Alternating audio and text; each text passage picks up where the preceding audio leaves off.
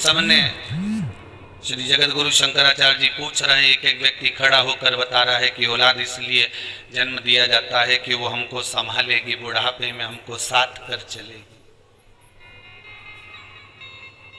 दूसरे ने कहा संतान औलाद इसलिए पैदा करी जाती है कि वो हमारे स्वास्थ्य का ध्यान रखे। कि औलाद क्यों पैदा करी जाती है, संतान का जन्म क्यों किया जाता है। सबने श्री जगत गुरु शंकराचार्य जी पूछ रहे हैं, एक एक व्यक्ति खड़ा होकर बता रहा है कि औलाद इसलिए जन्म दिया जाता है कि वो हमको संभालेगी, बुढ़ापे में हमको साथ कर चलेगी। दूसरे ने कहा संतान औलाद इसलिए पैदा करी जाती है कि वो हमारे स्वास्थ्य का ध्यान रखेगी। तीसरा व्यक्ति खड़ा होकर बोला कि बुढ़ापे में किसी का साथ तो चाहिए। चौथा बोला जब हमारे जीवन में सुख दुख आएगा तो कोई साथ देने वाला तो चाहिए। श्री जगत गुरु शंकराचार्य जी ने इन सब की बात सुनी, पर जगत गुरु शंकराचार्य जी ने फिर भी मन को संतोष नहीं हुआ उस उत्तर से। तब श्री जगत गुरु शंकराचार्य जी के एक शिष्य बैठे हुए थे, बड़े गुरुदेव के चरणों का नित्य स्मरण करने वाले थे, नित्य भक्ति में डूबने वाले थे। फिर उन्होंने विनती करी, गुरुदेव मैं कहना चाहता हूं, आप सुनेंगे मेरी बात। जगत गुरु शंकराचार्य जी ने कहा बोलो क्या बात है। इस प्रश्न का उत्तर मैं देना चाहता हूं, आप दे दीजिए। गुरुदेव औलाद इसलिए पैदा करी जाती है कि माता पिता में आग लगाए।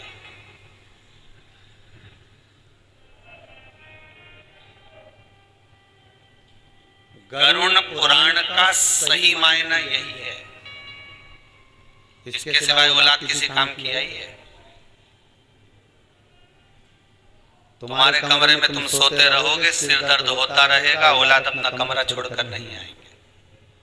औलाद के सिर में दर्द होगा तो माँ दौड़कर चली जाएगी, बाप 50 बार पूछ लेगा बेटा चल मैं डॉक्टर को दिखाया हूँ, माँ कह देगी जरा चले जाओ, उसका स्वास्थ्य खराब है, उसका तबीयत खराब है, जाओ। बच्चा बीमार पड़ा हुआ 4 दिन से, तुमसे पूछते नहीं बन रहा। पत्नी का कहना मानकर पिता भी 4 बार जाकर पूछ लेगा बेटा कोई तकलीफ है, चल मैं तेरे को डॉक्टर को दिखा दूं, चल मैं तेरा चेकअप करवा दूं, चल मैं ऐसा कर दूं। माँ 50 बार पूछ लेती है बेटा तुझे तकलीफ क्या है, तुझे दुख क्या है। पर बहुत कम बेटे, बहुत कम होंगे। ऐसा नहीं कहता हूं कि नहीं होंगे, होंगे पर बहुत कम। जो माता पिता के सिर में दर्द भी हो तो 50 बार जाकर पूछ ले कि मम्मी क्या बात है, आज आप उदास दिख रही हो, आपका चेहरा उतरा हुआ है, कोई तकलीफ शरीर में हो तो चलो मैं डॉक्टर के पास ले चल।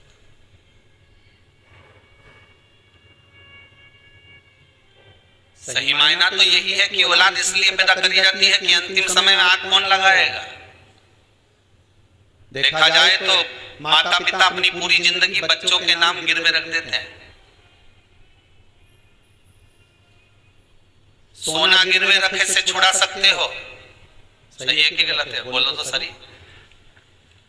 पाटली गिरवे रखी आए तो छुड़ा लोगे, सोना गिरवे रखी आए तो छुड़ा लोगे, चांदी गिरवे रखी आए तो छुड़ा लोगे, जमीन गिरवे रखी आए तो छुड़ा लोगे, और खुद को अपनी औलादों के पास गिरवे रख दिया जीवन भर, उसको कैसे छुड़ाओगे विचार तो करो। ये जिंदगी तुमने गिरवे ही तो रखी है, बस कमा कमा कर लाते जाओ, देते जाओ, ब्याज भरते जाओ, गिरवे में तो रखे हुए हो। बस कमाया किसके लिए, औलादों के लिए, जोड़ा किसके लिए, संतानों के लिए। बेटी में साड़ी किसके लिए रखी थी जमा जमा के, बहू और बेटी के लिए।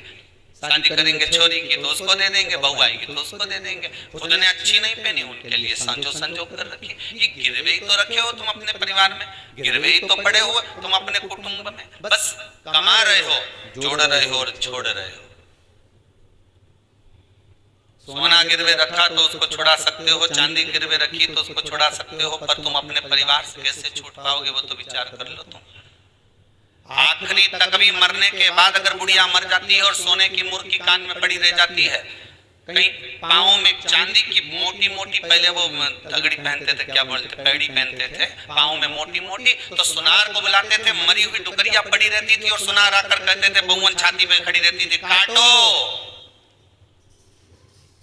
काटिए। और अगर यहाँ नहीं काटते थे तो शमशान ले जाते थे सुनार को, कि वहां कटवाते थे पाँव में पड़ी हुई चांदी की बेड़ी में। और ब्याज बाकी रह गया चुकाने के लिए, उसको निकाल।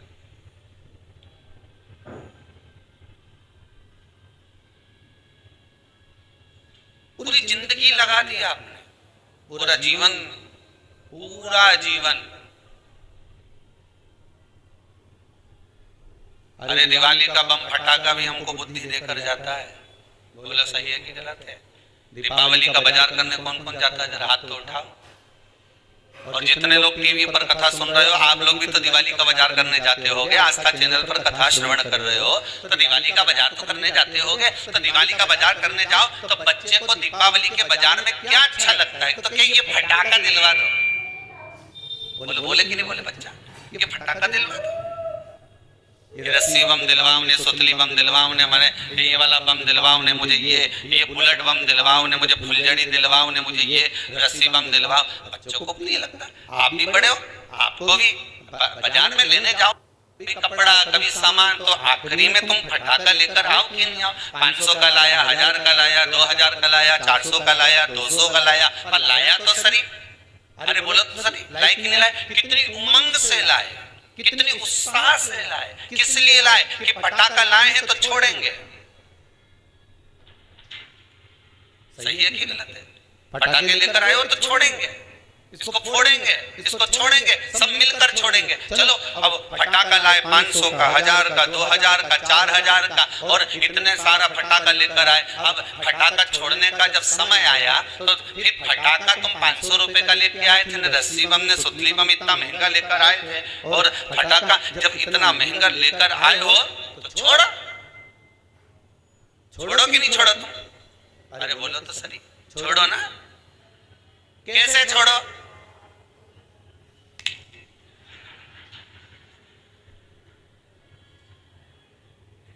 अब जब 500 का लाए हो, अरे बोलो तो जम के 2000 का लाए, इतनी बड़ी पेटी खरीद कर लेकर आए, इतना सारा पैसा खर्च कर कर लेकर आए हो, तो अब सारा घर का लोगों को क्यों मैं फटाखा छोड़वाने, सब यहीं खड़ा रहो, हिल मत जाना।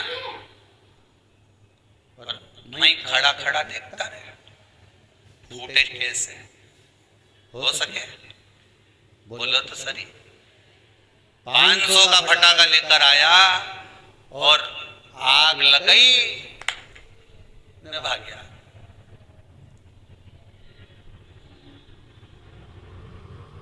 पाँच का फटाखा लाया, आग लगाई, छोड़ कर गया कि नहीं गया? अरे बोलो तो चमके, छोड़ा भागा। उसी तरह फटाके भी हमको ज्ञान देते हैं कि 500 का लेकर आया था ने, आग लगा के 2 मिनट में भाग गया। अगर खड़ा रहता तो मुंडा काला होता कि नहीं होता? अरे बोलो तो सही। और मुंडा तो मुंडा काला होता ने, हाथ पैर का कहीं होता, ये तो राम जी जानता। भागना पड़ा छोड़कर। उसी तरह 500 का फटाका लाए, छोड़कर भागना पड़ा। बस एक निवेदन है, संसार में आए हो, बहुत सी चीजें खरीदना पड़ेगी। ये घर, परिवार, कुटुंब, कबीला, सब कुछ हमने जोड़ा, ये समझ लेना फटाका है। और एक दिन इसको छोड़कर भागना पड़ेगा, रह नहीं सकते इसके पास, इस फटाके के पास खड़े नहीं रह सकते आप। और आप में किसी में सामर्थ्यता हो तो खड़े होकर बता देना, एक पेटी में आग लगा मैं खड़े रह जाए। अभी दशहरा आने वाला है, किसी से कह देना रस्सी में हमारे सामने जला, मैं तो यहीं खड़ा जाकर क्या कर लेगा। 1000 रुपए का लेके आया हूं मैं, 5000 का लेके आया ने, आग लगा मेरे सामने लगा, परिवार वाले के इकट्ठा कर लेना, रे फटाका है अभी आग लगाऊं, देखो 5000 का लेके आया हूं, खड़े रहोगे? नहीं, आग लगाया ना भागना पड़ेगा। उसी तरह परिवार, कुटुंब, कबीला, नाते, रिश्ते, fridge, cooler, washing machine, dining, ये सोफा, ये पलंग, ये मकान, ये जमीन, ये जायदाद, सारी संपदा हमने जोड़ी, ये फटाके की तरह है। जिस दिन परमात्मा आग लगाएगा उस दिन भागना पड़ जाएगा, तुरंत छोड़कर जाना पड़ेगा, इस संसार सागर से निकलना पड़ेगा। बस इतना ध्यान रखो, पेटी पास में रखो, सुतली बम पास में रखो, रस्सी बम पास में रखो। निवेदन है पर आग मत लगाना, आग लगा हुए तो भागना पड़ेगा। रहो संसार में, रहो कुटुंब में, रहो परिवार में, नातों में, रिश्तों में, कहीं देने की मना नहीं है, खूब रहो।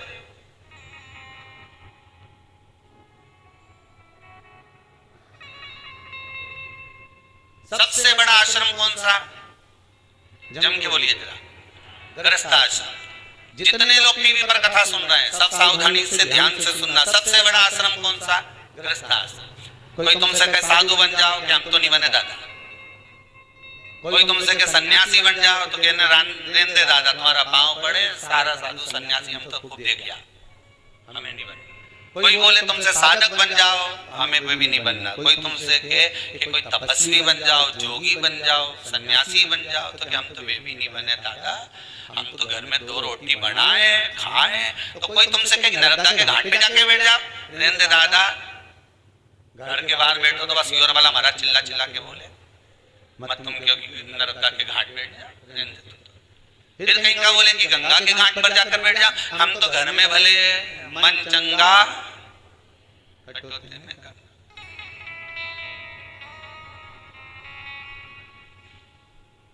हमें नहीं बैठ।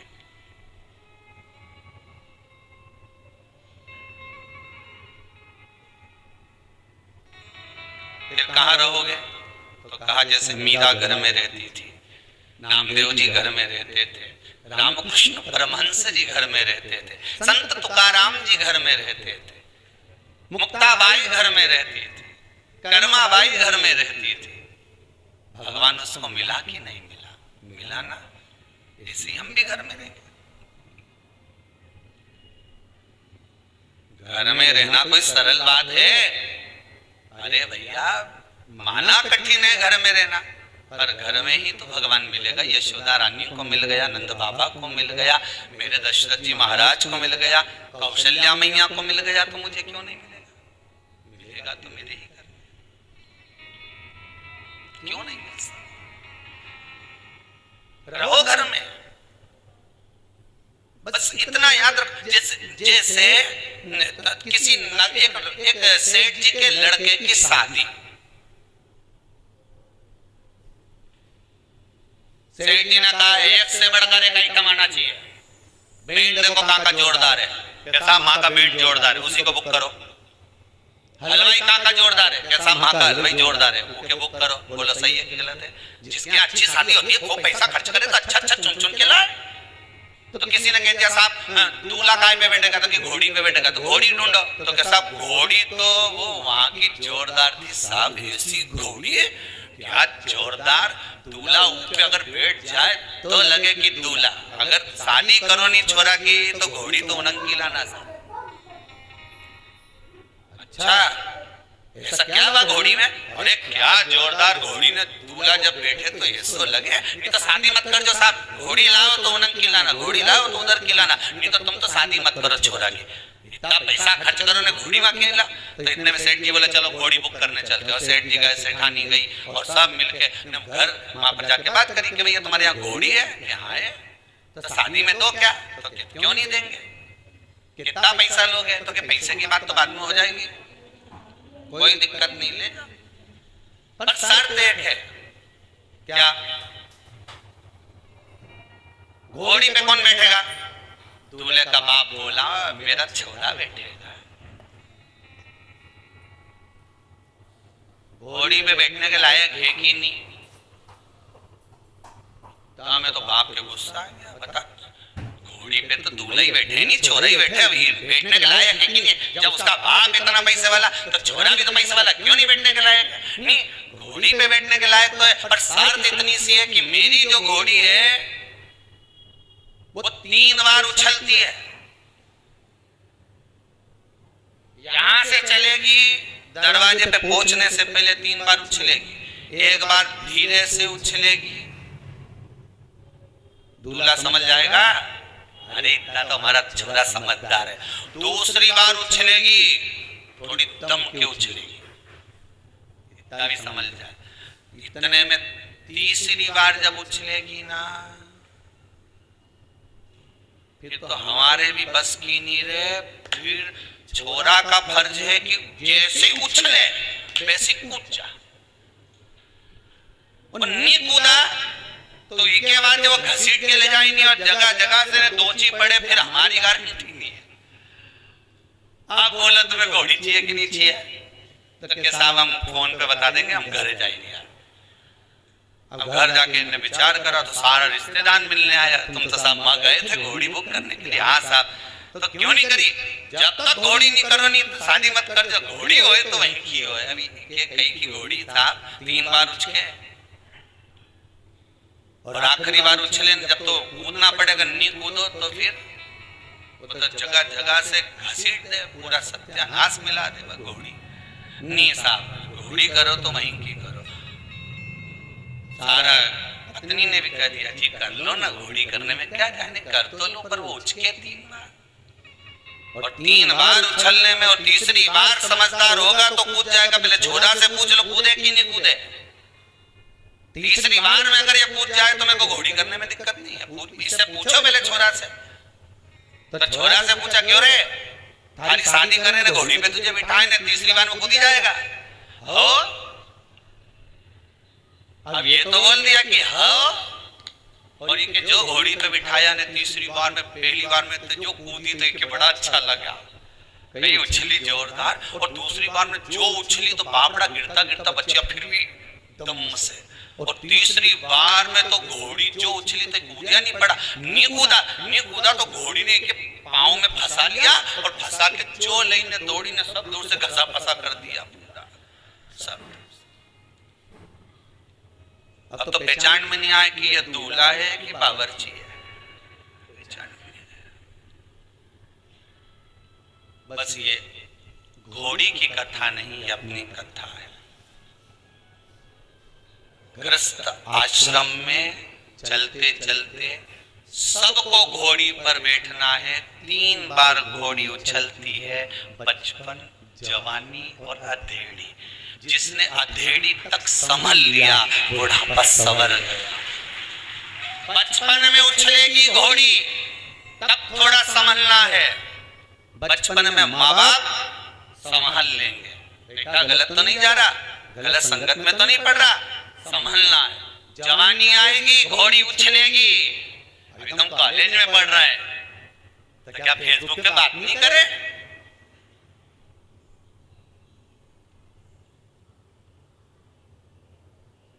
क्या व्हाट्सएप नहीं चला? घोड़ी उछली,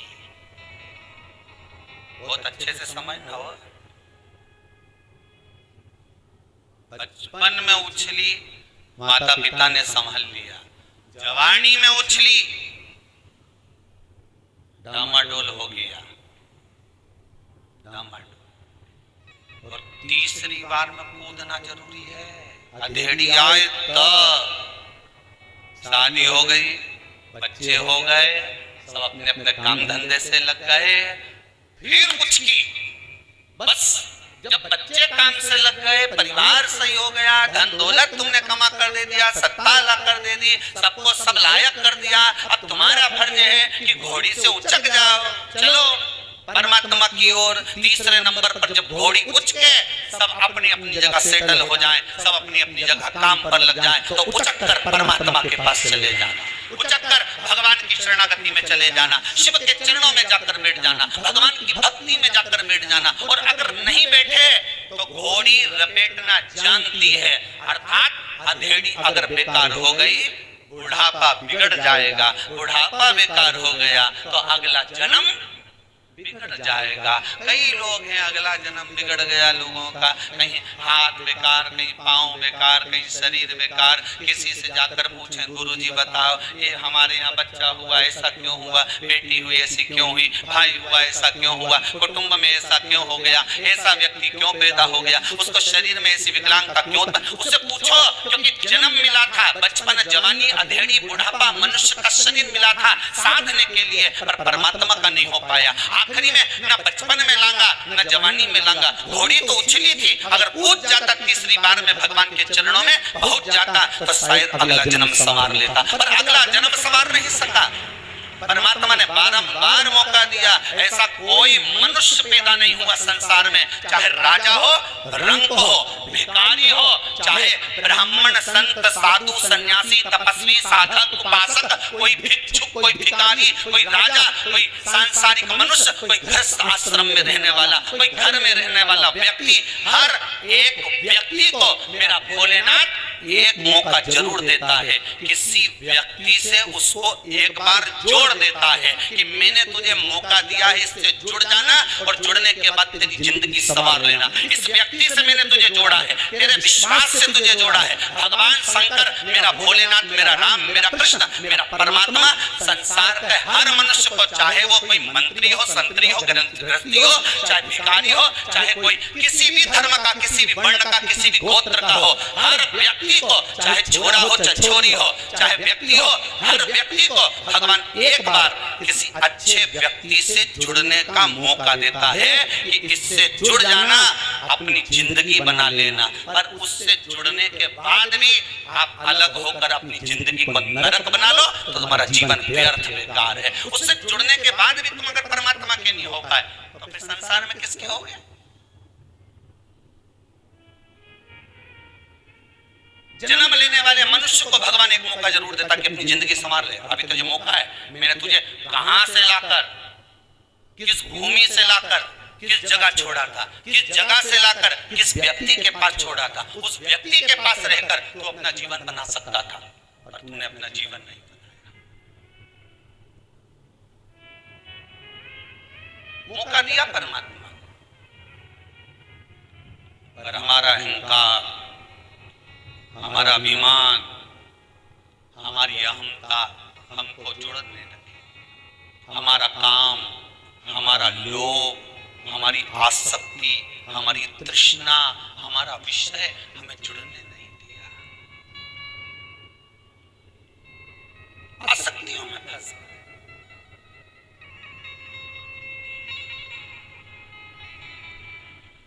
परमात्मा अगर किसी का काम कर देता है तो दुनिया के लोग परमात्मा का गुणगान गाते हैं। वो लोग गाए कि नहीं गाए? अरे बोलो तो सही, गाए नहीं? जितने लोग आस्था पर कथा सुन रहे हो, मोबाइल पर कथा सुन रहे हो, फेसबुक यूट्यूब पर कथा श्रवण कर रहे हो, मैं सभी श्रोता भाई बहनों को बहुत बहुत धन्यवाद देना चाहूंगा। बहुत बहुत साधुवाद है साहब।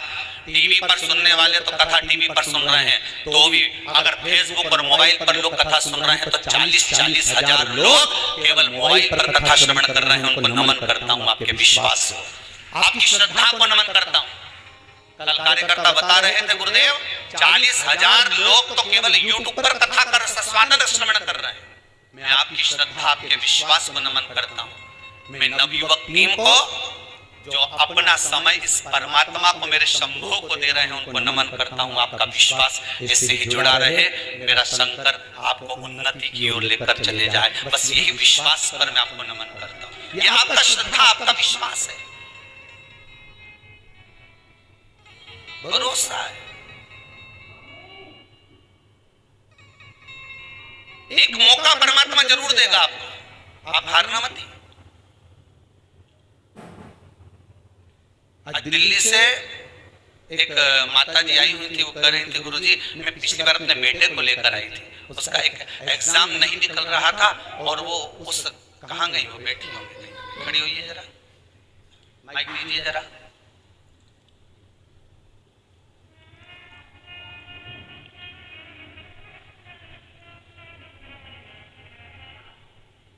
कहाँ से आई है दीदी? अब चालू करिए उसको। कहाँ से आई है? चालू है, चालू दे दो। दिल्ली से आई। दिल्ली में कहाँ रहना है? दिल्ली में सागरा।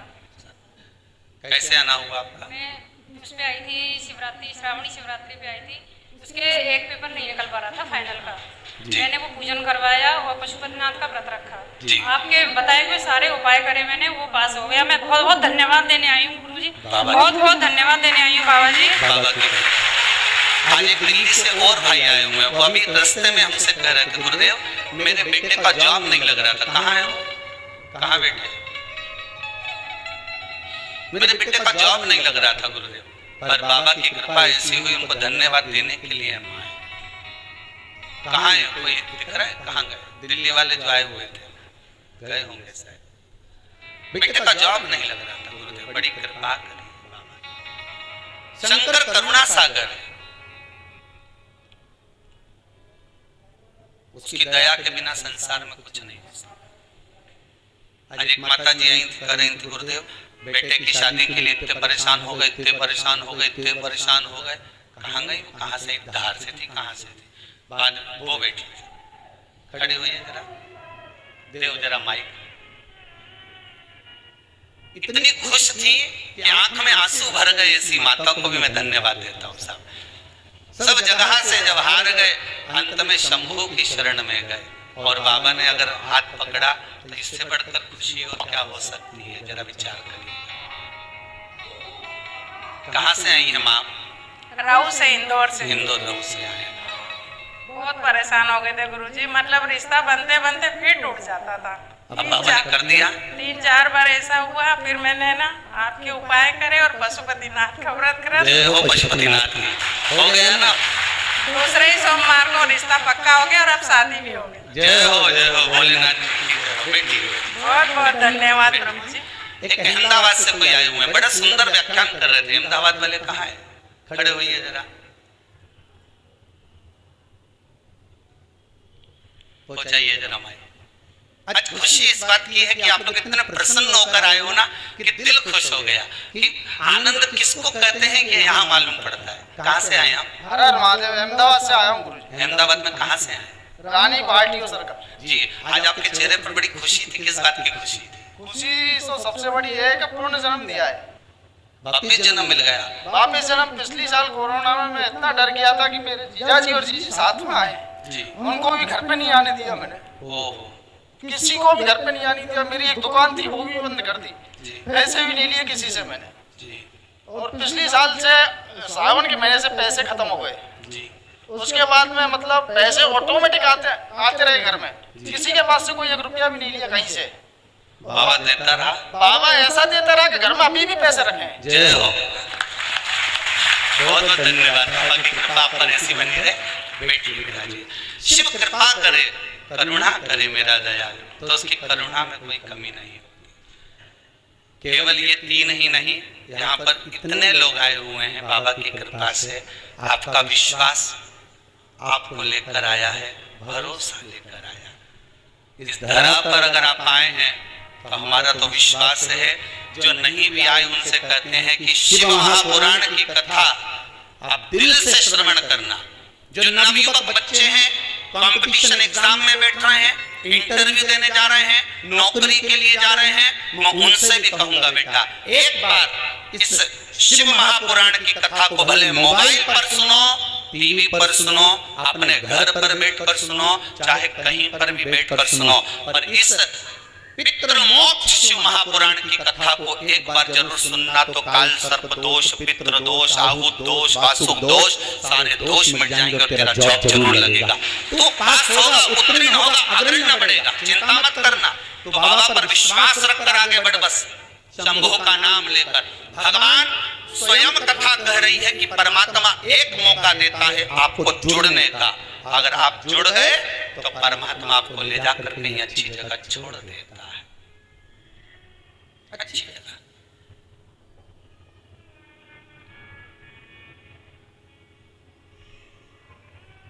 भगवान काम करेगा तो आप यश करोगे, जिसका भगवान नहीं कर्म करेगा तो लोग उसका भी बोलेंगे हम तो भगवान के मंदिर जाते थे, हमने तो खूब अगरबत्ती लगाई, हमने तो खूब दियाबत्ती लगाई, भगवान तो हमारी सुनता ही नहीं है। केवल भगवान के साथ नहीं होता, संसार के प्रत्येक मनुष्य के साथ होता है। आपके यहाँ कोई काम कर रहा है, आपके यहाँ कोई नौकरी कर रहा है, आपके यहाँ कोई चाकरी कर रहा है, कोई सेवा कर रहा है, कोई नौकरी कर रहा है, कोई धंधा, कोई आपके हाथ के नीचे काम कर रहा है।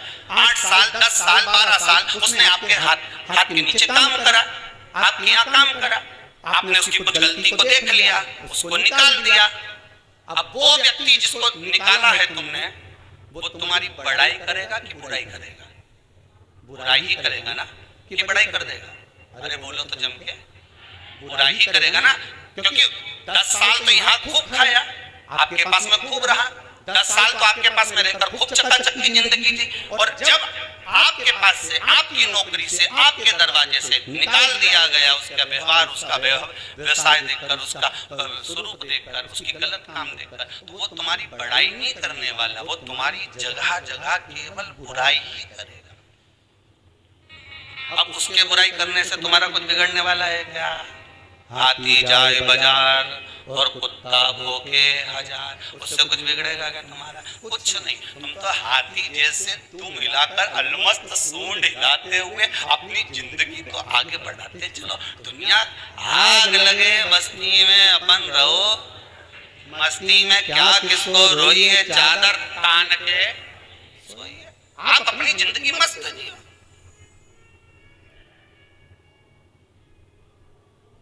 दुकान किस किस की है? हाथ उठाओ जरा, जिन जिन की दुकान है बस रख लो। जितने आस्था पर कथा सुन रहे हो, दुकान तुम्हारी भी होगी ना। दुकान में कांटा और बाट रहेगी नहीं रहे। कांटा मतलब तराजू, और बाट, कांटा और बाट रहेगी नहीं रहे। अगर कांटा ही कांटा रख लो तो अरे बोलो जम के काम चले नहीं, और बाटी बाट रख लो तो कहीं बाटा फोड़े। अरे बोलो तो सही, कांटा होगा तो बाट भी होगा। बोलो सही है कि गलत है? उसी तरह जिंदगी में कांटे होंगे तो थोड़ा बाट करना। बाट मतलब इंतजार, सुख मिलेगा जरूर, मतलब तोले हुआ कुछ भाग मिलेगा जरूर। कांटा होगा तो बाट रखना पड़ेगा। बाट मतलब इंतजार रखना पड़ेगा। जिंदगी में कांटे तो दुनिया के लोग बोएंगे, बहुत कांटे चुभाएंगे, पाँव में चुभाने के लिए आएंगे, पर थोड़ा सा इंतजार करना। इंतजार मतलब बाट जोना, इंतजार करना, थोड़ी प्रतीक्षा करना, भगवान पर विश्वास रखना, भरोसा रखना और दृढ़ता रखना। तो जैसे कांटे पर बाट रखाता है तो वस्तु तुला जाती है, उसी तरह जिंदगी में कांटे बोने वाले कांटे बोएंगे, पर बाट जो कर चलना, इंतजार कर कर चलना, तो कुछ न कुछ तुला कर तेरा भी जीवन सार्थक हो सकता। कांटा होगा तो बाट होगा। अकेला बाट किसी काम का नहीं होता और अकेला कांटा किसी काम का नहीं होता।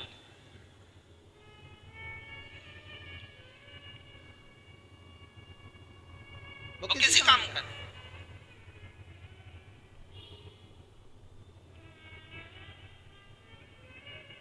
दुनिया के लोग बहुत कहेंगे खूब कथा सुनती थी, खूब जरा सा दुख आया कि दुनिया के लोग उंगली उठाना चालू कर देंगे। तुम घबराना मत, हाँ सुनती थी और खजूर वाली चोटी बना के जाना ले।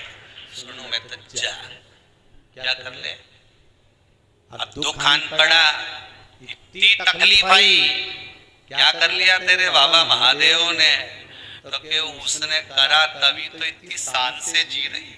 और आपसे निवेदन है, पहले भी कथा में कहा, दुख कितना भी आए, कितना भी आए, पर चेहरे से स्माइल मत जाने देना। तुम्हारी स्माइल तो ना जाने कितनों को घायल कर जाएगी, ना जाने कितनों को। दुनिया के लोग कहेंगे इतना दुख आने के बाद कर्जे में लगा लूम पड़ी, दुकान नहीं चल रही, फैक्ट्री बिकने में पड़ी, सारा मकान बैंक में पड़ा, इसके बाद भी इसके चेहरे पे इतनी स्माइल, सारा रिश्तेदार उनके अड्डे का जाएगा बापड़ी के देख देख के। ये प्रसन्नता कहां से ली है? इतना कर्जा बैंक में, लोन में पड़ा, ये पड़ा, वो पड़ा, बहू सुने नहीं, बेटी ऐसी, बेटा वैसा। दुनिया के लोग कितना ही उंगली उठाएं, पर शंकर की कथा अपनी जिंदगी में उतार कर रखना। स्माइल में कमी मत आने देना, प्रसन्नता में कमी मत आने देना, भगवान के भजन में कमी मत आने देना, भगवान की भक्ति में कमी मत आने देना, शंकर के स्मरण में कमी मत आने देना, शंकर के गुणनवाद में कमी मत आने देना, शंकर की कथा में कमी मत आने देना। मेरे चेहरे पर ये चमक, ये दमक, ये फुल्लपन में महक, सब कुछ भोलेनाथ की दी हुई है। कर्जे में हूं तो क्या हुआ, एक दिन तो उबारेगा, तुम्ही ने दर्द दिया है, तुम्ही दवा दे। उसने दर्द दिया, उसने दुख दिया है, उसने तकलीफ दी है, उबारेगा भी वही। क्यों रोऊं मैं? इसलिए रोऊं मैं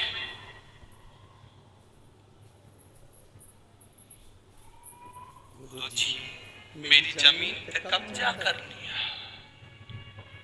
ओहो, तेरे मन पे तो नहीं करा, काय पे करा है? जम के बोलिए, जमीन पर।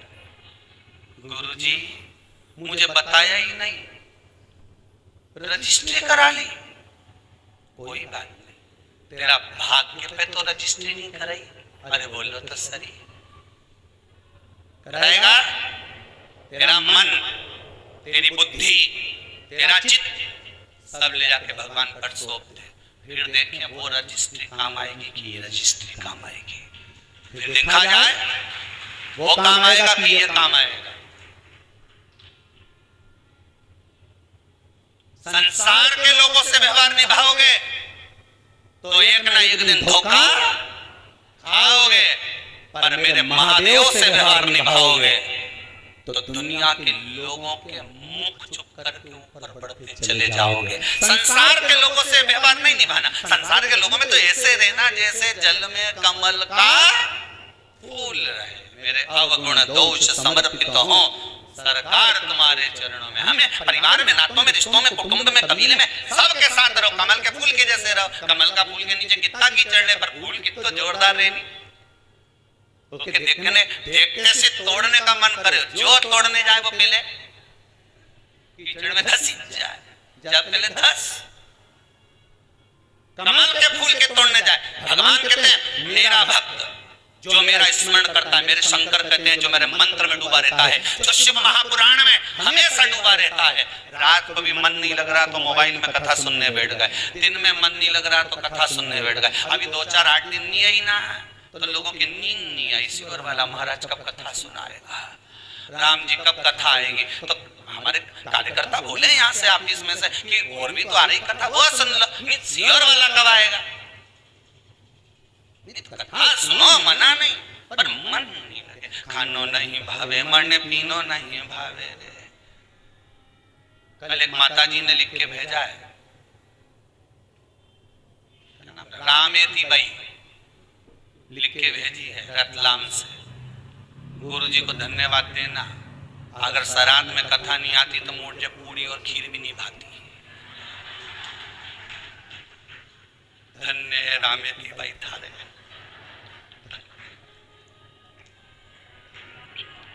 तुम्हारे जो मैसेज आते हैं ना बड़े गजब गजब आते हैं बातें। छोरा उन पढ़े और पढ़ के जब सुना ही नहीं तो गुरु जी ये देखो,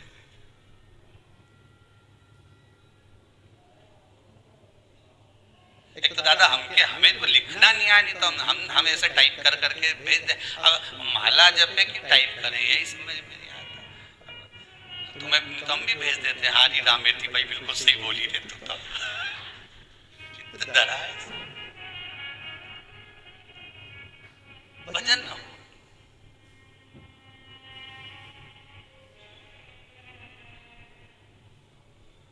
कहे कहने वाला कहे, अगर भोले बाबा का सहारा न होता तो दुनिया में कोई हमारा न होता। कौन होता हमारा? शंकर नहीं होता। 2 साल से ये कोरोना चल रहा है और 2 साल से ये शिव महापुराण ऐसी चल रही है कि कोरोना और पुराण का जंग चल रहा है। संकट का और कोरोना महामारी का जंग चल रहा है। जैसे वो अहमदाबाद वाले बोले, ऐसे कई लोग आकर बोले कि हमारा विश्वास जीता है। घर के लोगों को तो हॉस्पिटल में आने नहीं दिया, पर पत्नी ने कह दिया था चिंता मत करना, मैंने शिव महापुराण की कथा सुनी और महाराज छाती ठोक ठोक के सियोर वाला की विश्वास करो, विश्वास। जितना सियोर वाले महाराज पर भरोसा मत करना। सियोर वाले महाराज का क्या भरोसा, हम तो मनुष्य हैं। और ना यहाँ पर किसी को भभूति मिलती है, ना कोई बेल मिलती है इस कुबेरेश्वर धाम में। ना अभी भोलेनाथ जी बैठे हैं, यहाँ तो केवल कंकर और शंकर है। ना यहाँ बेल, ना भभूति, ना कोई मंत्र, ना कोई तंत्र, ना कोई विद्या। बस आओ, ने अपने हाथ से पूरी सब्जी बनाओ, खाओ, जाओ। उसके बाद 3 महीने में भोलेनाथ जी फिर बुला ले, बस इसके सिवा यहाँ तो कहीं है ही नहीं।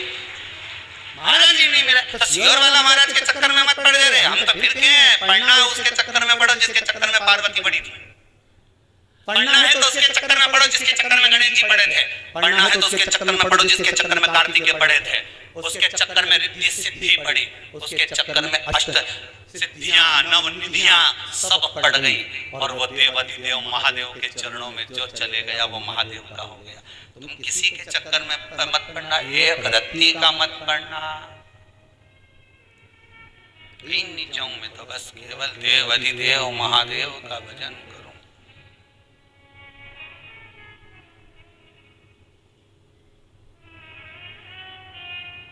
स्वयं भगवान विष्णु से पितृ देवता कहते हैं।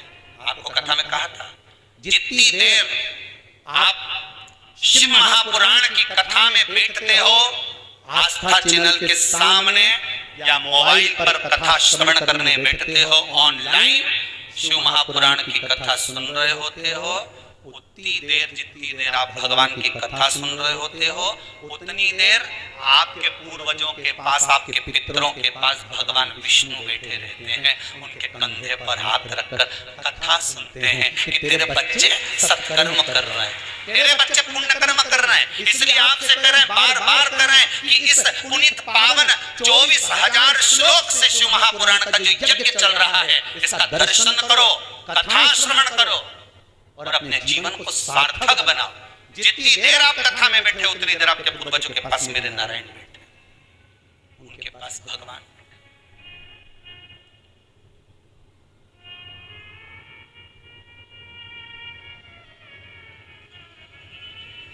संगी छूटे साथी छूटे, छूटे जग सारा, पर एक नहीं छूटे भोलेनाथ जी हमारा। बस संसार का सब छूट जाए पर मेरा भोलानाथ, मेरा शंभुनाथ, मेरा त्रिकालदर्शी, मेरा कैलाशी, मेरा अविनाशी नहीं छूटना चाहिए। वो क्यों छूटे?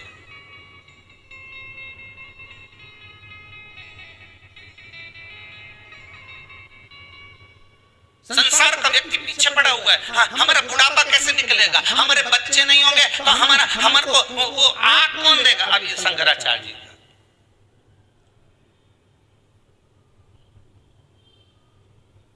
तुम्हें आग लगाने वाले को मत ढूंढो रे। अभी कोरोना महामारी ने दिखा दिया, औलाद को मौका नहीं मिल पाया। बोलो सही है कि गलत है? ऐसे आग लगाया है। तुम्हें आग लगाने वालों को मत ढूंढो कि बच्चे नहीं होंगे तो आग कौन लगाएगा। तुम्हारे भीतर समाहित अज्ञानता में आग लगाने वाले सद्गुरु को ढूंढो कि अज्ञानता में आग लगा दे और मुझे ज्ञान की उपज पैदा कर दे, जिससे मुझे महादेव मिल जाए। अज्ञानता को जलाने वाला कोई सद्गुरु मिलना चाहिए। तुम में आग लगाने वाला नहीं मिलना चाहिए, अज्ञानता में आग लगाने वाला चाहिए। 4 बांस, 4 कंधे और 40 कंडे, ये तो कोई भी दे देगा। आखिरी समय में इतना ही सामान चाहिए, जिसके नहीं मालूम है लिख लो, जिसके नहीं मालूम लिख लो। क्या क्या? 4 बांस, 2 तो लंबा, बाकी का आधा टुकड़ा करा हुआ ने बिछाने। 4 बांस, 4 कंधे और 40 कंडे, इससे ज्यादा कहीं नहीं लगे। और इतना चीज पाने के लिए पूरी जिंदगी निकाल दी। छोरा की नहीं सुनेंगे तो कंडा कौन देगा? बहू की नहीं सुनेंगे तो फिर अब ये 4 बांस, 4 कंधा और 40 कंडा तो तुम नी भी चोरा चोरी के पूजो तो भी कोई दे देगा। ये कोरोना महामारी में दिखा दिया। नहीं पूछोगे तो नहीं देगा। भगवान तो कहा गीता जी में कि ये मीरा, कर्मा, नामदेव, ध्रुव, प्रहलाद, संत, महात्मा, साधु, सन्यासी, तपस्वी, साधक, उपासक जो एकांत में तप कर करके मर जाते हैं, इनके कौन सी औलाद अंतिम संस्कार करने आती है? इनको कौन 4 कंधा देने आता है? इनको कौन 40 घंटे देने आता है? इनको 4 मास देने कौन आता है? भगवान कहते कोई दूसरा नहीं आता। भगवान कहते गीता में मैंने वचन दिया है अर्जुन को, जन्म मैंने दिया, माता के स्तनों में दूध मैंने दिया, तो भोजन करना नहीं जानता था, नौकरी पे नहीं जाता था, पैदा होते से तो कहीं सर्विस करने नहीं चले गया, पेट मैंने भरा, तेरे उदर की पूर्ति मैंने करी, और मरेगा तेरे परिवार वाले तुझे अग्नि नहीं देंगे, कंडे नहीं देंगे, कंधा नहीं देंगे। भगवान कहते हैं तो मैं आऊंगा, तुझे गोदी में उठाकर वहां तक लेकर जाऊंगा। काहे चिंता करता है? जबरदस्ती का रोए, जबरदस्ती का आंसू ढलता है, मारा कहीं होगा।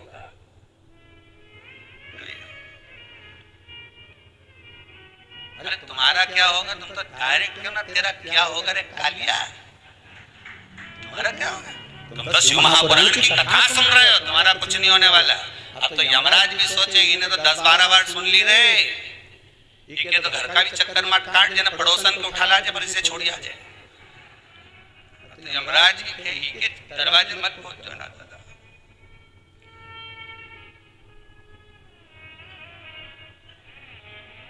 यमराज बनावे बंदी और काया हो गई गंदी, मेरे प्राण छूटे भोलेनाथ तो तू नंदी लेकर। भगवान से प्रार्थना करना कि हमें आग लगाने वाला नहीं ढूंढना है, हमें हमारी अज्ञानता को जलाने वाला ढूंढना है, जो हमारे भीतर की अज्ञानता को जला। देव ऋषि नारद कितना श्रीमन नारायण करते थे, बोलो सही है गलत है? कि मैं तप करने जाऊंगा, शिव महापुराण में लिखा है, तप करने गए, अहंकार बढ़ गया, जिसको देवाधिदेव महादेव नहीं जीत पाए उस कामदेव को मैंने जीता। यह ज्ञानता नहीं तो क्या?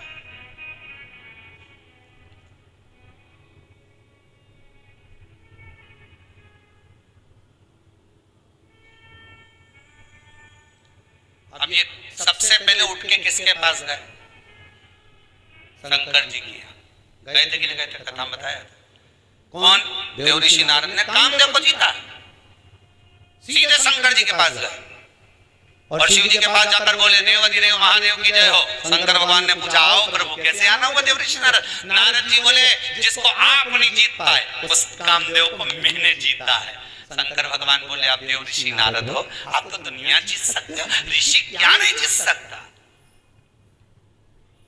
आप तो दुनिया जीत सकते हो। शंकर भगवान ने रुद्राक्ष की माला उठाई, नारद जी के गले में पहना दी और जाते जाते नारद जी को एक फ्री की एडवाइस दे दी, अक्ल, फ्री की अक्ल, फ्री का ज्ञान क्या दिया? जो तुमने मुझसे कहा ये भगवान विष्णु से, अरे बोलो तो जम के मत कह। अच्छा ही कहा ना, अच्छा ही कहा ना कि अपने मुंह से अपनी बड़ाई नहीं करना, मत बोलना तुम भगवान विष्णु के सामने जाके। और नारद जी माने?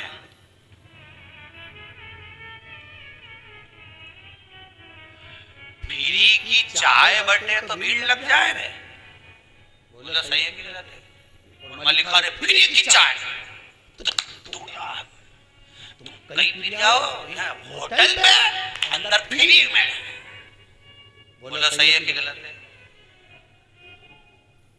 फ्री की कचौड़ी बटे तो, अरे बोलो जम के भीड़ लग जाए। फ्री का कम्बल बटे तो, ये सो जोरदार कम्बल, कहीं जोरदार, कितना डालिया? फ्री में मिल गया, चले जा।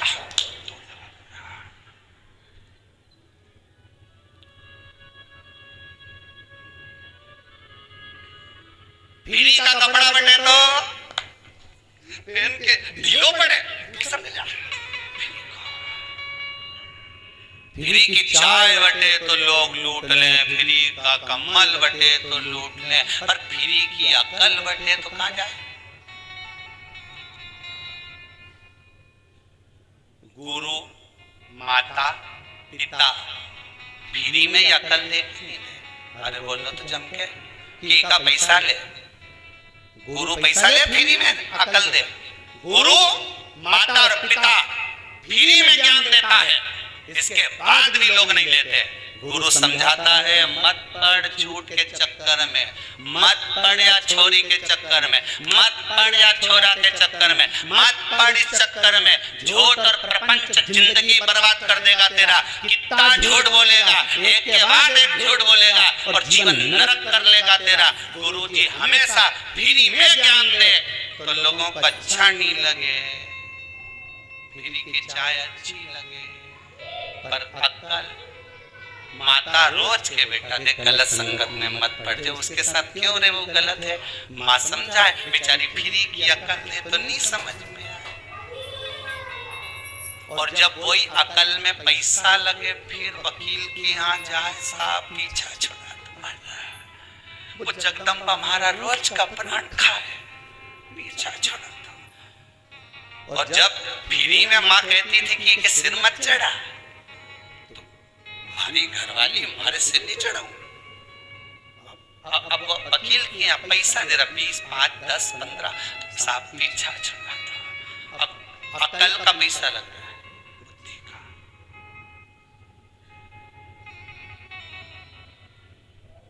गुरु माता पिता फ्री में ज्ञान देते हैं,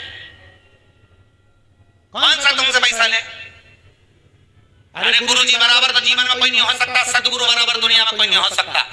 एक कथाकार जब कथा करने बैठता है, व्यासपीठ पर जितने कथाकार कथा करने बैठते हैं, ये अपनी तिजोरी का माल लेकर बैठते हैं। उनकी तिजोरी है श्रीमद् भागवत, शिव पुराण, रामायण, और इस तिजोरी के माल को भरे मंच से लुटाना प्रारंभ करते हैं कि राम नाम के हीरे मोती मैं बिखराऊं गली गली, ले लो रे कोई, अरे जम के तो बोलो, ले लो रे कोई राम का प्यारा, शोर मचाऊं गली गली। एक कथाकार, एक संत, एक महात्मा, एक जोगी, एक सन्यासी, एक तपस्वी, एक साधक, एक व्यास वक्ता कथा करने बैठता है तो अपनी तिजोरी का माल लुटाने बैठता है कि तुम्हें लुटा रहा हूं, ले लो, अभी भी मौका है, ले लो। जैसे वो रात के चिल्लाए, सीटी बजाए, जागते, अरे बोलो तो चमके, जागते रहो। अब उसको क्या पड़ी आधी रात को चिल्लाने की कि जागते रहो, उसको मालूम है ये जगह। उसी तरह गुरु जी भी दिन में चिल्लाते हैं, जाग जाओ, अभी कुछ नहीं बिगड़ा, राम कृष्ण शिव कहीं नहीं गया, तुम्हारी तिजोरी का माल कोई लूट के ले जाएगा, जाग जाओ। इस हृदय में राम और कृष्ण और शिव को बिठा लो, नहीं तो कब लुट जाएगी ये तिजोरी। श्वास जाती जा रही, पूरी तिजोरी लुटती चली। बचा लो, अभी भी मौका है।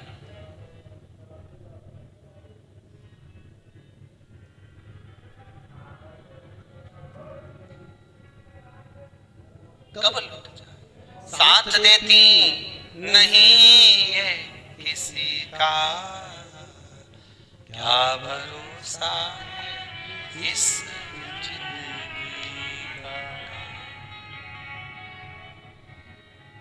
श्वास रुक जाएगी चलते चलते, क्षमा बुझ जाएगी चलते चलते,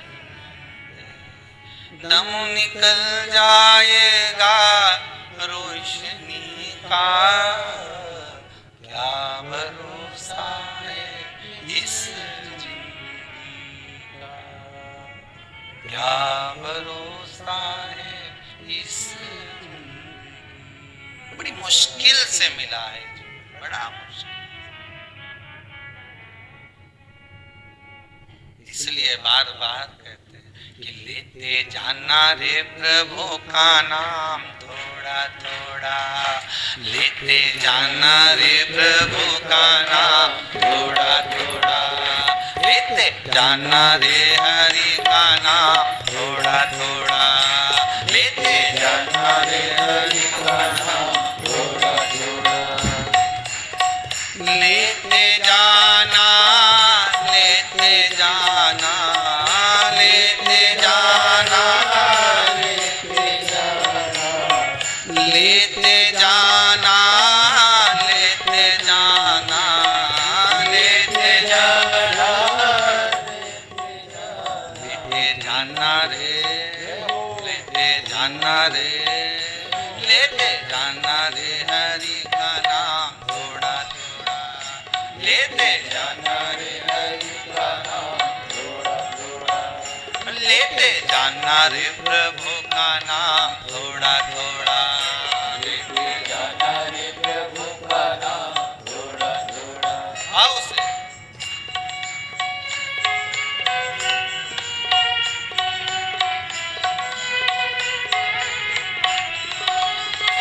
जय हो।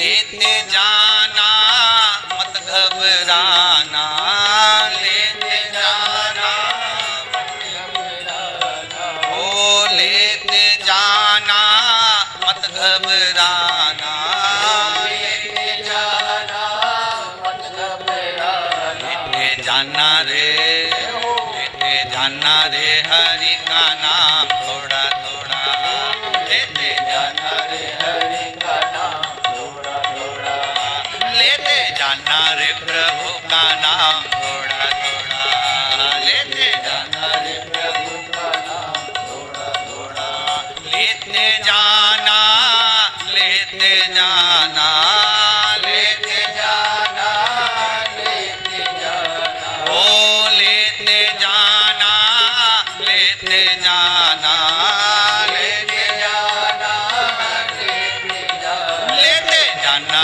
रे, लेते जाना रे, लेते जाना रे हरि का नाम थोड़ा थोड़ा, लेते जाना रे प्रभु का नाम थोड़ा थोड़ा, लेते जाना रे प्रभु का नाम थोड़ा थोड़ा, लेते जाना रे प्रभु का नाम थोड़ा थोड़ा। जय हो।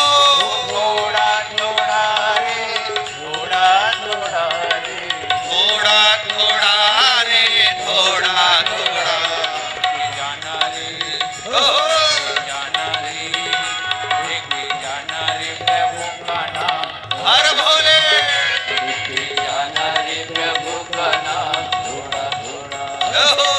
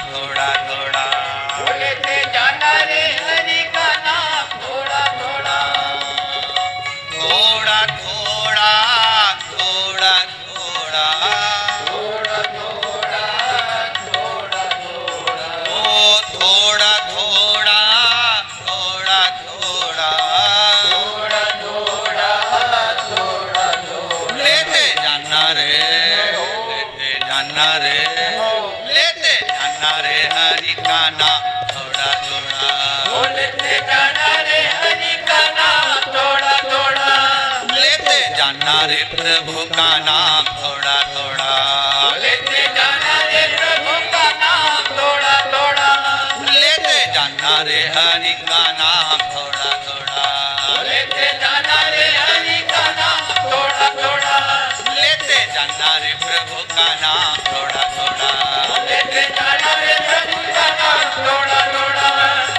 जाना रे हरि का नाम थोड़ा थोड़ा, लेते जाना रे हरि का नाम थोड़ा थोड़ा। बोल विश्वनाथ भगवान की, भगवान का नाम स्मरण कर कर बढ़ोगे जीवन सार्थक होगा। देव ऋषि नारद को कितना समझाया भगवान ने, कितना ज्ञान उपदेश दिया। अरे नारद जी, आपको कहकर भेज रहे हैं, बिल्कुल ध्यान रखना। आप ये बात मुझे कहो, ये भगवान से मत कहना। पर कौन ने माना? देव ऋषि नारद सीधे भगवान विष्णु के पास जाकर कह दिए, सीधे जाकर कह दिए भगवान विष्णु को। पहुंचते ही भगवान विष्णु जान गए कि नारद जी ने, देव ऋषि नारद आज निंदा कर, करेगा निंदा करने वाला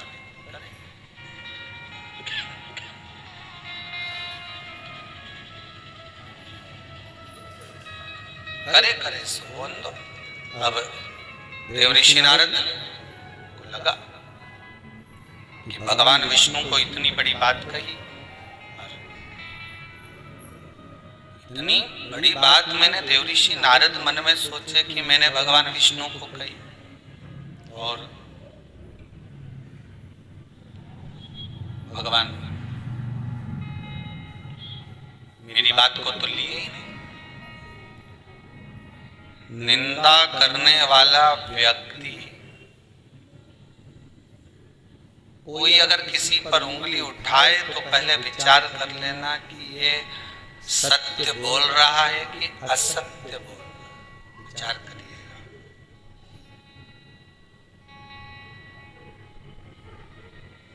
विचार करिएगा।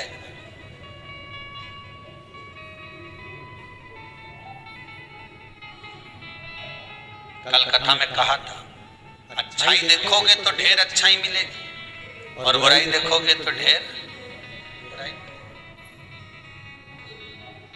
एक बार जब भगवान राम जी महाराज अयोध्या में आ गए, राम राज्य स्थापित हो गया, तब राम जी महाराज जब शाम के समय पर टहलने के लिए निकले, तो अयोध्या के एक विद्वान ने राम जी महाराज को रोक लिया। रुकिए महाराज जी, आपसे कुछ बात करना।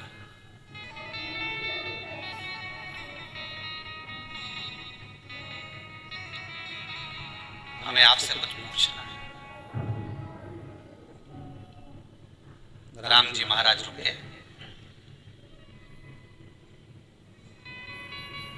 विद्वान के चरणों में राम जी ने प्रणाम किया। कोई बहुत अगर विद्वत्ता की बात करे ना, तो उसके सामने शून्य बन जाना चाहिए। अपने ज्ञान की परिभाषा मत खोलना।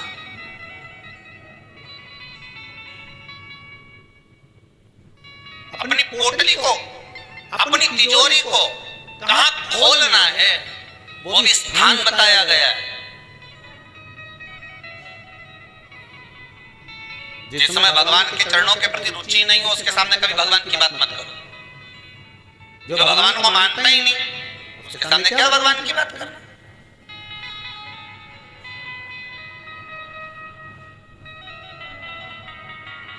ज्ञान उसी को दीजिए जो ले रहा है, उसके सामने कभी ज्ञान मत दो जो लेने को तैयार नहीं। कितनी अच्छी अच्छी बात रावण और दुर्योधन को समझाते थे, फ्री की एडवाइस देते थे, फ्री का ज्ञान देते थे, कितना समझाते थे, अच्छी अच्छी बात बताते थे, तो इसके समझ में आती नहीं। अरे बोलो तो सही जरा जम के, ये जितना लोग तुम आस्था टीवी पर कथा सुन रहे हो, जितने लोग मोबाइल पर सुन रहे हो, इनको कितना ज्ञान दिया बेचारे के नाना जी भी बोला रावण का, तो नाना भी बोला रे सुधर जा रे ओ 10 मुंडा का सुधर जा, तेरे को समझाऊं, अच्छे से समझा रही हूँ, समझ जा, मैं लंकेश मत कर, अभी भी तेरे को समझा रहे। नाना जी बोला, इतना डोकरा आदमी, बूढ़ा आदमी बोला कि समझ जा रे। अच्छा वो तो वो की धर्म पत्नी भी समझाई बेचारी मंदोदरी भाई, कितना किया, समझ जाओ स्वामी।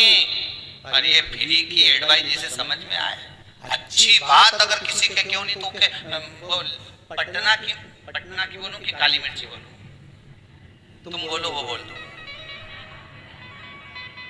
पटना की लग जाएगा मिर्ची, लाल मिर्ची लग जाए उसे तुरंत। अच्छी बात अगर कहीं का बोला, समझाने की बात तुमने किसी को की, वो रुके लगे। इतना भी मूर्ख नहीं है हम हो, जितनी अकल तुम दे रहे हो नहीं, जितनी तुम अकल हमको दे रहे हो नहीं, इतनी तुमने पहले की भरी। रावण भी उसके नाना जी से बोला, नाना जी तुम्हारा 1 मुंडा, मेरा 10, अब बता अकल की में बड़ी। नाना जी बेचारा चुप हो गया, खांसने लगा बेचारा छोरी हमारे पानी पिलाई रही कि चक्कर भी नहीं पड़ता। अकल उसके दी जाए जिन्हें अकल में हो, थोड़ी बहुत जिसके विवेक में समा जाए। अब ये तो कि हमारा 10 मुंडा और तुम्हारा 1 मुंडा, अकल तुम 1 मुंडा से दो, हमारे तो 10 मुंडा की अकल। अपन किसी की अच्छी अकल दो नहीं तो उसे पटना की मिर्ची लगे, उसे मिर्ची लग जाए। बताओ हमें ज्ञान दे रहा है, हमें जैसे अकल ही नहीं है। समझाने वाला मम्मी समझाए छोरा के तो छोरा ही कह दे, अपनी अकल अपने पास रखो। तुम मुझे क्या मूर्ख समझती हो? इतना कॉलेज में पढ़ रहा हूँ, इतना लोगों के चले ही रहा हूँ, मम्मी तू मुझे जानती नहीं है। मम्मी बोले यही तो समझा रही कि तू दूसरे के मूर्ख बनाना छोड़ दे, तू तो खुद मूर्ख छोड़ा। अभी क्या कौन समझाए? और ये क्या हमारा तो 10 मुंडा, हमें नहीं चाहिए किसी की अकल, हम तो खुद विद्वान।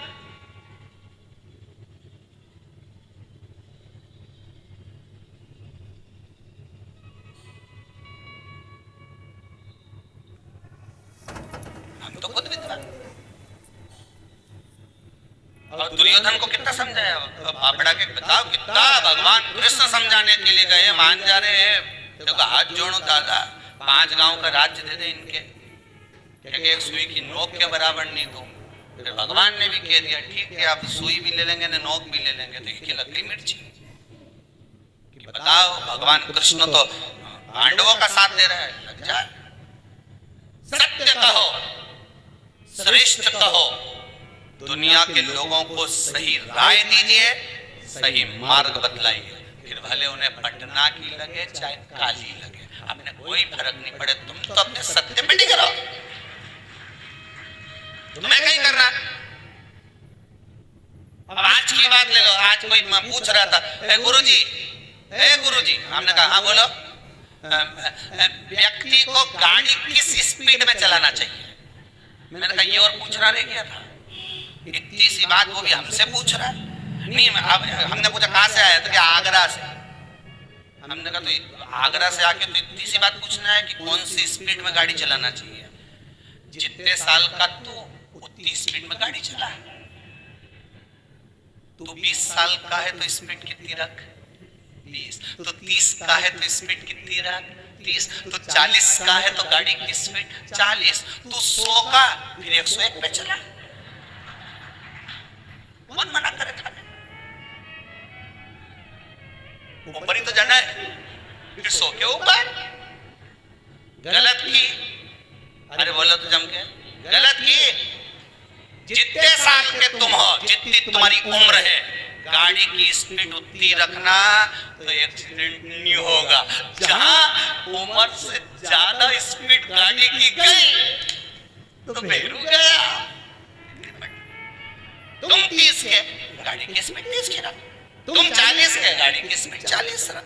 तुम 80 के, गाड़ी की स्पीड 80 रख।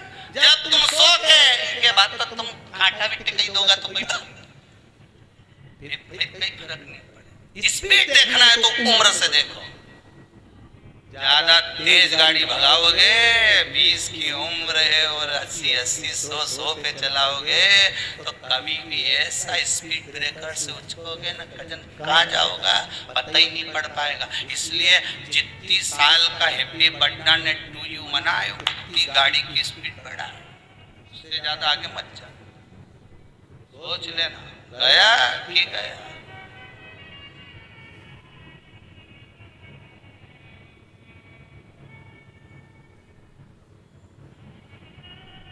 तो गया। अब हमसे ज्यादा स्पीड में दौड़ रहे हैं। इस शरीर की कैपेसिटी है 10 की, हम इसको इतना दौड़ा रहे हैं 20 की स्पीड में। आखिरी में गाड़ी तो गाड़ी, शरीर तो शरीर है, शरीर तो शरीर है।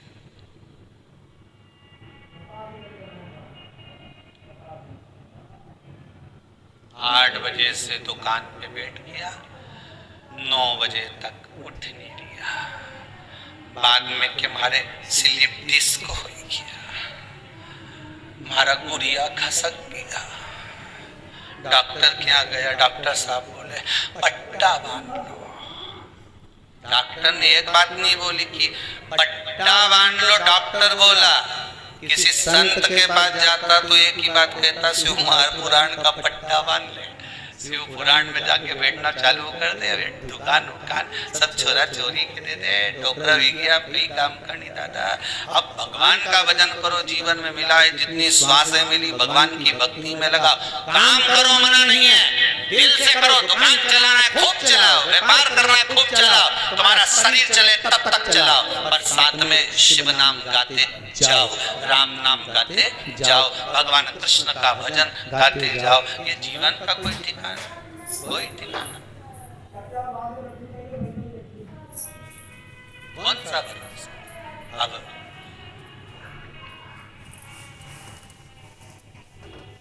भक्ति में रम जाओ जितना रम सकते।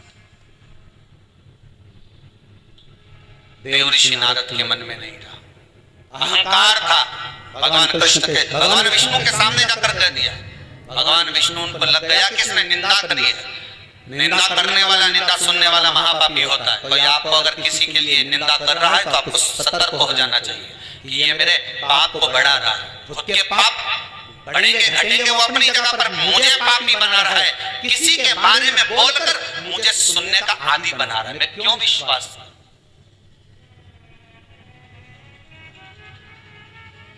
क्यों?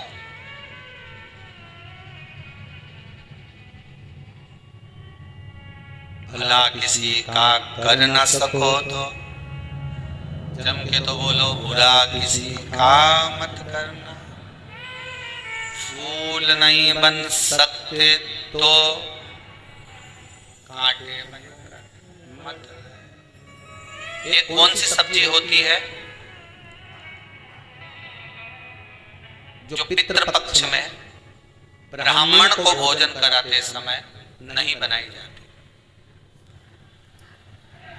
एक तो कुमड़ा, दूसरा पत्ता गोभी, जो बंद गोभी होती है ना, वो बंद गोभी जो होती है ना पत्ता पत्ता वाली, उसकी भी सब्जी पितरों के ब्राह्मण अगर भोजन करता है तो उसमें नहीं बनाई जाती। एक कुमड़ा, ये जो पेठा बनता है ना कुमड़ा का, ये भी श्राद्ध पक्ष में नहीं खिलाया जाता। पूरा कोला पेड़ा बोलते, क्या बोलते हैं उसको, श्राद्ध पक्ष में उसको भोजन में नहीं दिया जाता। ब्राह्मण के भोजन, ब्राह्मण के भोजन में श्राद्ध पक्ष में सबसे ज्यादा जरूरी है दूध की खीर, दूसरा तुरई या गिलकी का भोजन, या तो सब्जी बनाओ या भजिया बनाओ, कुछ भी बनाओ। तीसरा मांस की दाल का भोजन, उड़द की दाल का भोजन। उड़द की दाल का या तो दही बड़ा बना लो, इमरती बना लो, या फिर बड़ा बना लो, या पकोड़ा बना लो, पर उसका भोजन होना जरूरी है। 3 भाग दूध का भोजन आहूतों के हिस्से में चले जाता है, गिलकी और तुरई का भोजन पितरों के हिस्से में चले जाता है। माछ की दाल का भोजन, उड़द की दाल का भोजन प्रेतों के हिस्से में चले जाता है। इसलिए ये 3 भाग का भोजन ब्राह्मण जब श्राद्ध पक्ष का भोजन करे तो उसमें बनाना जरूरी।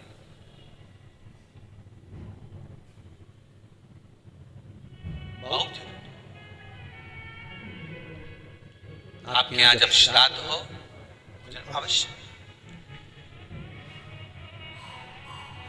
कई लोग कहते हैं गुरुदेव जब हम गया जी से आ जाएं तो क्या ब्राह्मण भोजन कराना जरूरी है? क्यों नहीं? अब क्यों नहीं कराना? क्या गाय की रोटी निकालना जरूरी है? स्वान की रोटी निकालना जरूरी है? कौवे की रोटी निकालना जरूरी है? हम कहते हैं अगर श्राद्ध गया जी का हो गया तो भले कौवे की मत निकालो, पर गाय की, स्वान की, ब्राह्मण जन की भोजन जरूर। देखिए जब ज्यादा घर में पितृदोष हो ना, ऐसा लगे कि पितृदोष बहुत ज्यादा है, 1 रुपए कमा रहे हैं, 1.25 रुपए खर्च हो रहा है, हाथ में पैसा नहीं टिक रहा, दुकान 4 दिन अच्छी चल रही है, फिर व्यापार डाउन हो जाता है, कोई पैसा लेकर भाग गया नहीं दे रहा, कहीं कर्जा मात्रा बढ़ गई है, ये पितृदोष के लक्षण है। इसमें आपके घर में जो भी रुद्राक्ष पड़ा हो, जो भी रुद्राक्ष रखा हो, क्योंकि संभाल के तो आप रखते नहीं, पटक देते यहाँ पर, जो भी रुद्राक्ष आपके घर में रखा हुआ, एक पानी के पात्र में उस रुद्राक्ष को डाल दीजिए, उसमें 1 चावल का दाना डाल दीजिए। महाराज परिंदा जहां होता है, मटका, हंडा या रसोई घर में आपका जो पानी भरने का स्थान होता है, जिसको आरो वारो क्या क्या लगा के रखते हो, उसी के कहीं पास में उस कलश को रख दीजिए, ऊपर से उसको ढक दीजिए। शाम के समय, सुबह रखा 10 बजे से 12 बजे के बीच में, शाम के समय प्रदोष काल में भगवान शंकर का नाम स्मरण कर कर ओम नमः शिवाय बोलकर, श्री शिवाय नमस्तुभ्यं बोलकर, या महामृत्युंजय मंत्र का स्मरण कर कर, या गायत्री मंत्र का स्मरण कर कर, जो मंत्र आपकी बुद्धि में, विवेक में समाहित हो, उस मंत्र का नाम लेकर राम कृष्ण हरि जो बोल सकते हो, एक घी का दिया अवश्य प्रज्वलित करें, लंबी बाती का। कौन सी बाती का? फूल बत्ती का नहीं, गोल बत्ती का नहीं, लंबी बाती का। बत्ती का मुख दक्षिण की ओर। कहां पर होना चाहिए? दक्षिण की ओर, ना पूरब, ना पश्चिम, ना उत्तर। बत्ती का मुख कहां हो? दक्षिण की। जैसे श्राद्ध पक्ष में ब्राह्मण को जब भोजन कराते हैं तो ब्राह्मण का मुख श्राद्ध पक्ष के भोजन कराते समय अगर पूरब, पश्चिम और उत्तर का होता है तो श्राद्ध के भोजन का फल नहीं मिलता। उसका मुख दक्षिण का होता है तो हमारे घर के जितने भी पितर उस तिथि में गए होते हैं सबको उसका भाग मिल जाता है और पितृदोष समाप्त हो जाता है। इसलिए ब्राह्मण का मुख श्राद्ध पक्ष में भोजन कराते समय दक्षिण का होना चाहिए।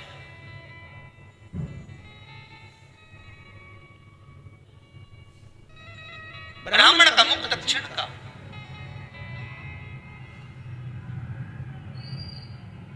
यहां तक शास्त्र कहता है महाराज, अगर गौ माता को श्राद्ध पक्ष में अगर भोजन दे रहे हो तो गाय का मुख अगर दक्षिण का है, गाय का, आपका मुख भले उत्तर का हो, गाय का मुख दक्षिण का हो, आपका मुख भले पूरा पश्चिम नहीं का, गाय का मुख अगर दक्षिण में, अगर आपने दक्षिण में गाय को खड़ी कर रखा है और दक्षिण में उसका मुख और आप भोजन दे रहे हो तो शास्त्र कहता है कि किसी पिंड की जरूरत नहीं पड़ती, गाय स्वतः कल्याण कर देती, गौ माता स्वतः कल्याण।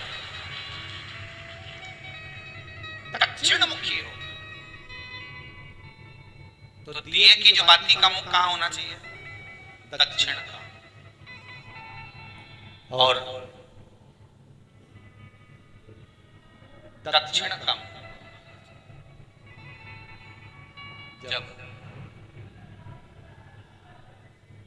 जब दक्षिण का मुख हो, दक्षिण की ओर बाती हो महाराज, तब दक्षिण की बाती जलाने के बाद में भगवान से वहीं पर प्रार्थना करें।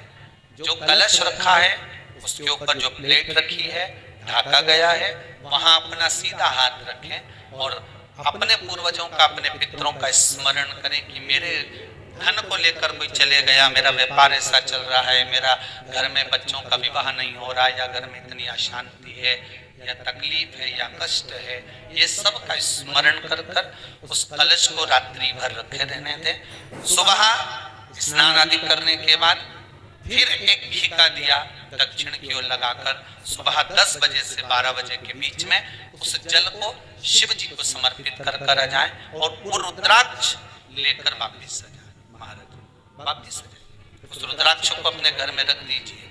वर्ष भर वो रुद्राक्ष आपको कभी बीमारी से नहीं घिरने देगा, कभी किसी जगह खड्डे में नहीं जाने देगा, वो उन्नति की ओर ही बढ़ाएगा। भले कोई भी रुद्राक्ष हो, 1 मुखी से लेकर 14 मुखी, 20 मुखी, 18 मुखी, जो रुद्राक्ष आपके पास में, आप तो उसका स्मरण करें, आप उसका स्मरण करें।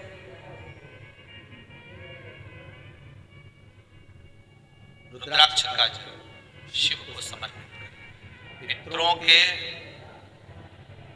जितने भी द्वार हैं, पितरों के जितने भी दरवाजे हैं, पितृलोक में जितने भी पितृ विराजमान होते हैं महाराज, ये सब शंकर के ऊपर चढ़े हुए जल का भाग ग्रहण करते हैं। शिव के ऊपर 33 कोटि देवताओं में से कोई एक देवता ऐसा बता दो जिसको काली तिल्ली चढ़ती हो, काली मिर्च चढ़ती हो, सारे वृक्षों की पत्तियां चढ़ती हो, सब जरा के पुष्प चढ़ते हो, दुर्वा भी चढ़ती हो, बेलपत्र भी चढ़ता हो, आग का पुष्प भी चढ़ता हो, धतूरा भी चढ़ता हो, जिसको भांग आदि भी चढ़ती हो, तुलसी की मंजरी भी चढ़ती हो।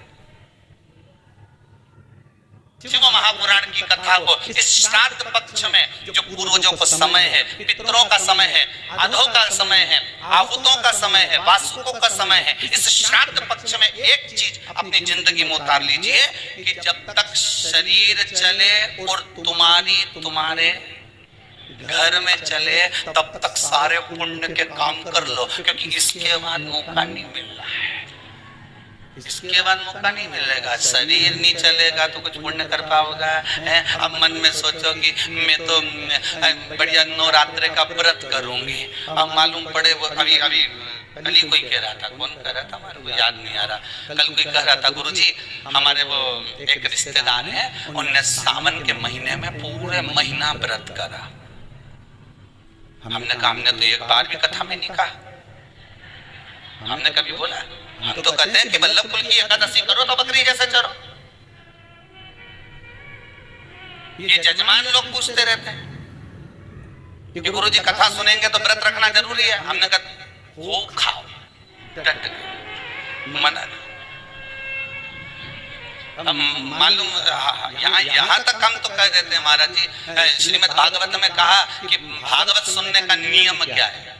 शिव महापुराण में ये वर्णन नहीं करा कि भागवत में वर्णन क्या कि श्रीमद् भागवत कथा श्रवण करने का नियम क्या, तो कहा एक फल का सेवन करो, श्रीमद् भागवत कथा को पूरी सुनो। हम भी कहते हैं एक फल का सेवन करो, शिव महापुराण पूरी सुनो। इतने में काम नहीं चले तो एक समय फलहार करो।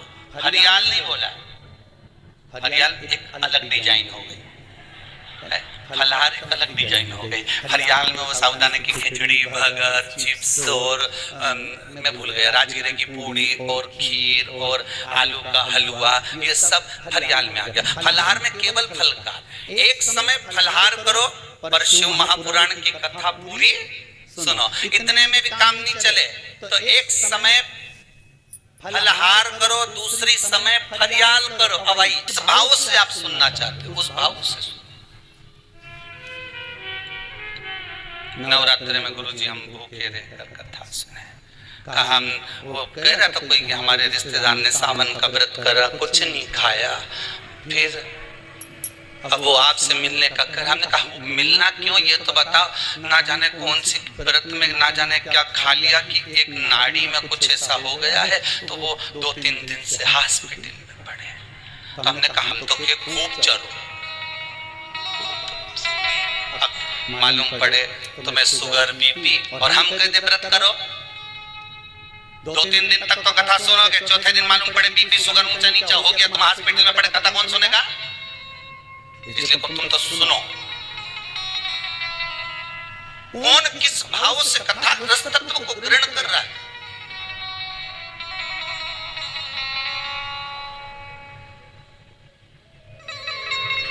श्राद्ध पक्ष चल रहा है,